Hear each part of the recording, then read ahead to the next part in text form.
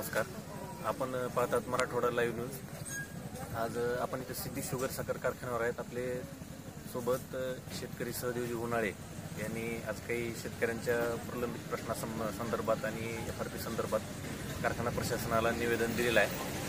त्या संदर्भात त्यांच्याकडून आपण थोडंसं डिटेल जाणून घेऊया. निवेदन कशा संदर्भात दिले आणि काय मागण्या आहेत त्याच्या. आज महाराष्ट्रातला शेतकरी अतिवृष्टीने ग्रासलेला आहे. हातचं सोयाबीन गेलं, ऊस आडवे पडलेत, ऊसाची सुद्धा वजन भरणार नाही. कापसाची अवस्था तुम्ही सगळ्यांनी बघितली आहे. अशा परिस्थितीत शेतकऱ्यांना आधार देणं गरजेचं आहे. म्हणून मी साखर कारखान्याच्या प्रशासनाला विनंती केली. या कारखान्याचे डायरेक्टर तथा संचालक मंडळाला एक पत्र दिलंय आणि त्या पत्राच्या माध्यमातून गेल्या वर्षी जो त्यांनी 2500 रुपयाचा हप्ता दिलाय त्याच्यानंतर 1 रुपयाही शेतकऱ्याला दिला नाही. तर गेल्या वर्षीच्या FRP प्रमाणे 650 रुपये या कारखान्याकडून येणे आहे सिद्धी शुगरकडून. म्हणून तशी विनंती केली आहे की बाबा 650 रुपये शेतकऱ्याच्या खात्यात वर्ग करावे आणि या वर्षीच्या FRP प्रमाणे महाराष्ट्रातील सगळ्या सहकारी कारखान्याने किंवा खाजगी कारखान्याने 4400 रुपये भाव देण्याचं घोषित केलेलं आहे. त्याप्रमाणे आता हा कारखाना मराठवाड्यात FRP त्याच्यापेक्षा थोडी कमी येते असं या सगळ्याचं म्हणणं आहे. पण ती FRP कोणी शेतकऱ्यांनी मोजली नाही की कोणीही मोजली नाही, कुणाच्या समोर सुद्धा काढली जात नाही. वजनाच्या बाबतीत तोच घोळ आहे. तर माझी विनंती आहे की बाबा पश्चिम महाराष्ट्रात 3400, आता त्यांची मागणी 3700 आहे शेतकरी संघटनाची. 3400च्या ऐवजी आम्हाला 3200 तरी द्या. तुम्ही 2800 रुपये म्हणतायत, 2600 देतायत.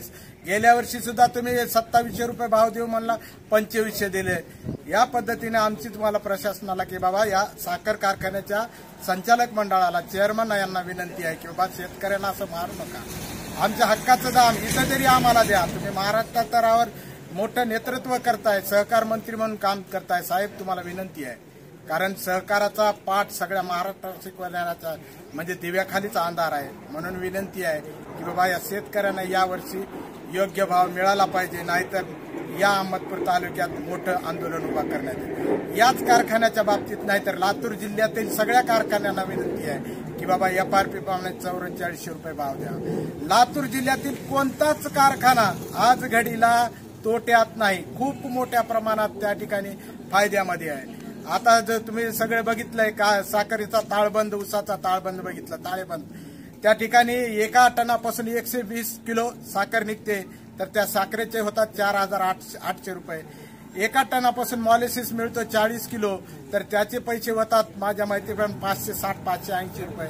आणि बग्यास जो निर्माण होतो त्या बग्यासपासून 1080 रुपये हा गेल्या वर्षीचा ताळेबंद आहे. आणि याच प्रमाणात बघितलं तर साखर कारखान्याला मळी या सगळ्या इतर प्रोडक्टच्या माध्यमातून 7000च्या आसपास रक्कम मिळत असते. सगळं शेतकऱ्याच्याच बोकांडी, वजन बोकांडी, त्याच्यानंतर तोड शेतकऱ्याच्याच बोकांडी, सगळं करून तुम्ही निव्वळ नफ्यात किती आहात ह्याचा विचार करावा आणि शेतकऱ्यांना योग्य भाव द्यावा हीच विनंती आहे. आणि यापुढे जर ही विनंती तुम्ही मान्य नाही केली तर आम्हाला वेगळा मार्ग अवलंबावा लागेल. शेतकऱ्याला जागृत करून रस्त्यानं उभं करावं लागेल. हीच आपल्याला या चॅनलच्या माध्यमातून विनंती करेल. जय हिंद, जय महाराष्ट्र, जय जवान, जय किसान. आपल्या सोबत काही शेतकरी पण आहेत, त्यांच्यासोबत पण आपण या प्रश्नाबद्दल थोडी चर्चा करणार आहोत. तर काही त्यांना आपण विचारूया FRP दरवाढीबद्दलची आणि मागच्या काही पेंडिंग जे फरकाची रक्कम राहिली त्याच्याबद्दल पण आपण शेतकऱ्यांच्या प्रतिक्रिया घेऊ. मी आनंद होळकर, ऊस उत्पादक शेतकरी आहे. गेल्या 10-15 वर्षापासून मी ऊस उत्पादन घेत आहे. कारण आपल्याला शेतीला उत्पादन घ्यायचं यासाठी काय खर्च लागतो आणि लोकांनी 3 किलोमीटरहून पाईपलाईन आणलेले आहेत. आणि योगायोगाने आपल्या तालुक्याचे आमदार, कारण महाराष्ट्र शासनामध्ये आहेत, त्यांनी हा कारखाना गेली 5-7 वर्षाखाली घेतलेला आहे. आणि पश्चिम महाराष्ट्राच्या तुलनेत कुठेही आज तारखेला ते उतरत नाही.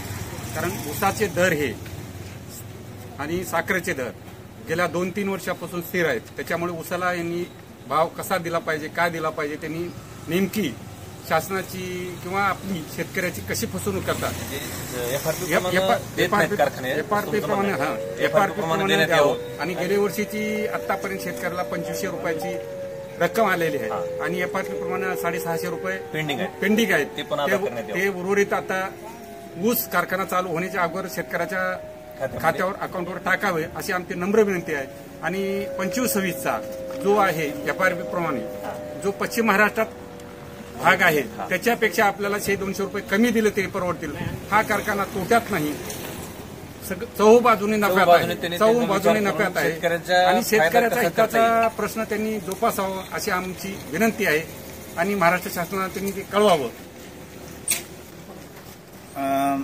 सुदैवानं आपल्या अहमदपूर तालुक्याचे सहकार मंत्री आपल्याला लाभलेले आहेत. गेली अनेक वर्षापासून त्यांचा कारखाना चालू आहे, पण कारखान्याला महाराष्ट्रामध्ये सर्वात कमी भाव याच कारखान्याला असेल असं मला वाटतं. पश्चिम महाराष्ट्राचा विचार केला तर जवळपास 4000च्या पुढे भाव आहे, पण आपल्या इथं या लातूर जिल्ह्यामध्ये बाजूचाच कारखाना आमदार अमित देशमुख यांचा कारखाना आहे, तिथं सुद्धा 3300 रुपये भाव आहे, पण आपल्याला इथं या ठिकाणी 2200 रुपयाच्या वर भाव मिळत नाही. मी सहकार मंत्र्याला आपल्या माध्यमातून या ठिकाणी सांगू इच्छितो, येणाऱ्या काळामध्ये आपण जर 3000च्या पुढे म्हणजे 3400-3500 रुपये जर भाव दिला तर या ठिकाणी शेतकऱ्याचा ऊस आपल्या कारखान्याला येईल. अन्यथा आम्ही शेतकरी कोणत्याही शेतकऱ्याचा ऊस आपल्या कारखान्याला या ठिकाणी येऊ देणार नाही असं आपल्या माध्यमातून या ठिकाणी सांगतो. शेतकऱ्यांच्या अशा वेगवेगळ्या संपर्क प्रक्रिया पण आहेत, प्रतिक्रिया यांच्या प्रश्नाची दखल कारखाना प्रशासन घेईल अशी आपण अपेक्षा करू. पाहत राहा मराठवाडा लाईव्ह न्यूज, आवाज जनतेचा.